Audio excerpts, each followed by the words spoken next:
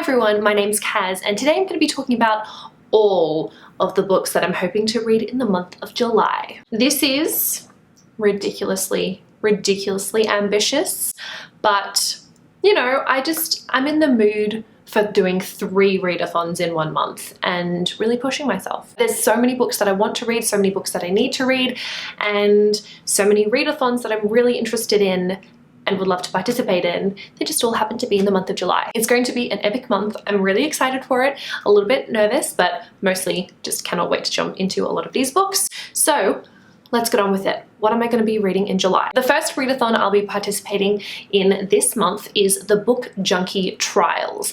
It is an epic kind of adventure quest readathon. There's a lot involved in it. It's really detailed, so I'm not going to try and briefly describe it. I will leave a link in the description to the announcement video, as well as some of the resources, so you can get a better idea of what it's all about and how you can participate. In terms of how I'm going to be participating in the readathon, first and foremost, I have joined the Outlaw team. What that means is there are 5 reading challenges specific to being an outlaw that I need to complete, and I have my 5 books for these challenges, but one of the options with the book Junkie Trials is if you want to really take things up, not just 1 but quite a few notches, you can also try and complete all of the reading challenges. So every challenge across all of the teams, if you complete them, you'll get an advantage in the next round next year. Because I have so many readathons happening this month, I thought, hey, why not go all out? And I managed to actually align pretty much all of the books for the book Junkie Trials with the reading challenges for the final Bibliothon and the reading rush,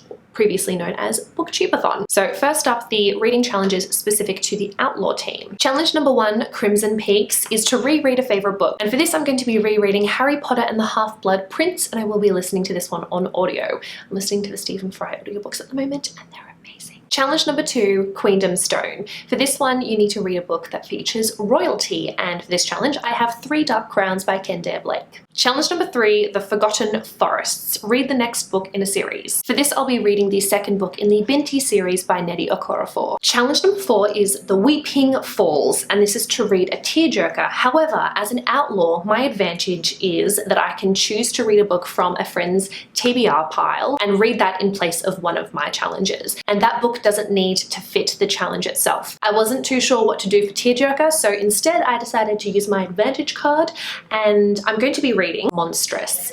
So I got this from JD Ray Reads. In her TBR video, she mentioned she'll be reading Monstrous Volume 2. I have already read Volume 2, so I'm either gonna reread Volume 2 or I might just go with Volume 3, if that's allowed.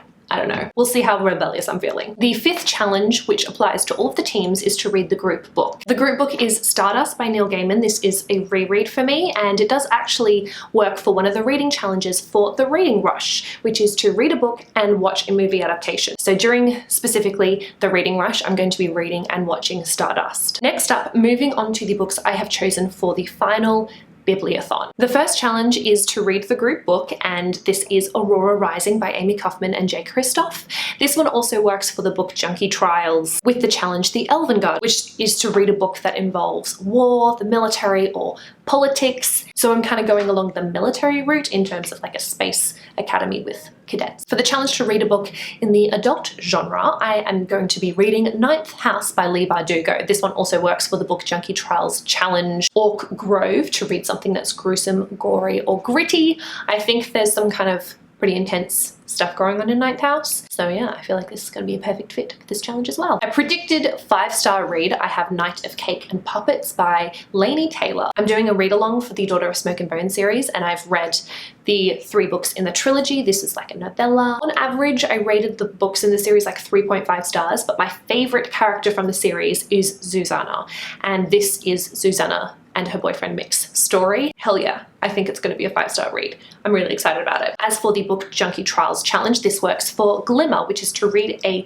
book that is colourful or beautiful. The next Bibliothon challenge is to read one of the host's 5-star picks, and for this I'm going with Every Heart a Doorway by Shannon Maguire. I'm choosing this because I enjoyed it. I'm looking forward to rereading it, and also out of the options it was the shortest of them all. As for the book Junkie Trials, this works for On the Hallow Isle, and this is to read an atmospheric or horror novel. The Wayward Children series is definitely very atmospheric, so Perfect. For reading a book based on the cover, I have chosen Dragon Pearl by Yoon Ha Lee. So I picked this one up purely based on the cover because it is absolutely stunning. For the book Junkie Trials, the challenge The Drowning Deep, which is to read a book with really rich world building, I think this one should be a good fit for it. I think it's kind of a blend of fantasy and sci-fi, definitely very speculative, so I can imagine there's probably going to be some pretty rich world building and drawing upon Asian mythology as well. Graphic novel, I have chosen Avatar: The Promise Volume 1. This also works for the Book Junkie Trials challenge Empty Barrel Inn, which is an indulgent read. There's a few ways that you could kind of interpret this challenge. For me, I went along the route of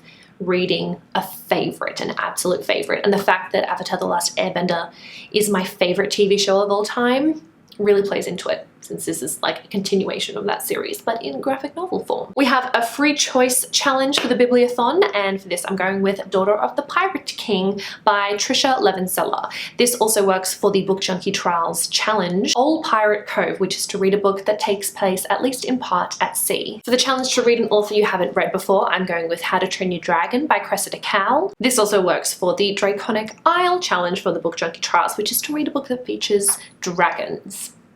I think this one might feature dragons. And the final Bibliothon challenge is to read a book that you were excited to read but never got round to. And for this, I'm going with Sweetly by Jackson Pierce. I picked this book up 7 years ago. So this also makes it perfect for the Great Library Challenge, which is to read a book that's been on your TBR forever. Next up, we have The Reading Rush. The first challenge is to read a book that has purple on the cover. I'm going to be reading Sorcery of Thorns by Margaret Rogerson.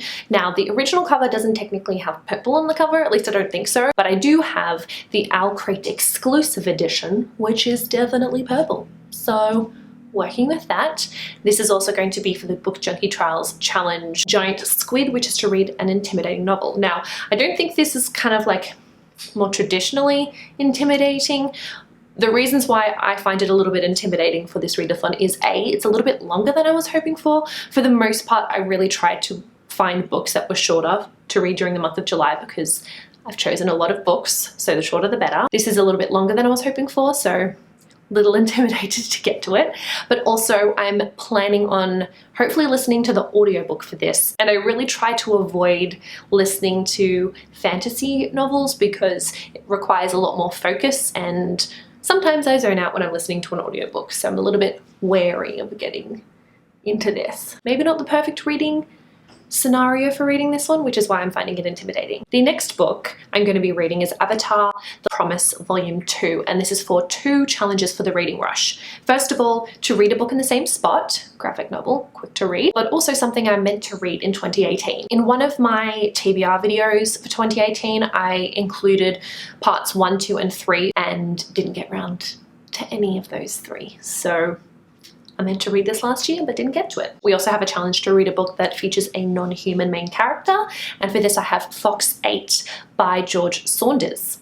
It's narrated by a fox. It Sounded Better in My Head by Nina Kenwood. This works for 2 Reading Rush challenges as well. First is to read an author's first novel and also to read a book with over 5 words in the title. As for the Book Junkie Trials, this works for the Dwarf Mountain, which is to read a book with a splash of romance. The last Reading Rush challenge I mentioned before, which was to read/watch a book to movie adaptation, going with Stardust, and I think there's a bonus challenge to read 7 books. I don't have 7 books, but who knows what'll happen. We'll see how I go. And that leaves one last challenge for the Book Junkie Trials, which is the Apothecary Towers, to read a book chosen at random. So I've got myself a little jar. In here I've put 5 different books that I want to read kind of for work. Started a new job at a different publisher and want to familiarize myself a little more with the kids and YA titles. So I've got 5 different books I'd be interested in reading soon, and I'm going to choose one of them. So let's see which one I'm going to be reading. The book I have chosen is Boot by Shane Hegarty. This is a kid's book. It's about a little robot and he's super cute. The illustrations look adorable, so I'm very excited to read this one. And that is almost the end of my TBR pile. So I've got one tentatively on my list, and that is The Bone Witch. This is the July book of the month for the book club that I co-host called The Name of the Book. I won't actually be able to make the meetup this month, so I'm not too fussed if I don't get around to reading the book of the month. So it's an optional book if I manage to complete everything else which is doubtful. So, Bone Witch, will it happen? Probably not. But we've finished this video. So, those are all of the books that I'm hoping to read in the month of July. How many do I have? 4, 5, 6, 7, 8, 9, 10, 11, 12, 13, 14, 15, 16, 17, 18, 19. At least quite a few of these are novellas, short stories, or graphic novels. Also some kids and middle grade books. So that should definitely help me out, but oh my god, that's a daunting number. Anyway, that is all that I have for this video. Thank you guys so much for watching. I will be vlogging throughout the month of July. My tentative plan for reading vlogs is to do like an overarching book Junkie Trials reading vlog, one vlog for the My New Bibliothon, and then either one vlog or daily vlogs for the reading rush. Haven't decided yet. I want to try and do some of the video challenges, which is why I'm leaning towards daily vlogs. We'll see. Probably too much to put on my plate, but nevertheless, I'm excited. And I hope you guys are excited to read the books that you're going to be reading in July. If you've got a TBR or if you're participating in any readathons. Battery's about to die. I've got to go. I'll see you guys next time. But until then, I'll talk to you in the comments. Bye!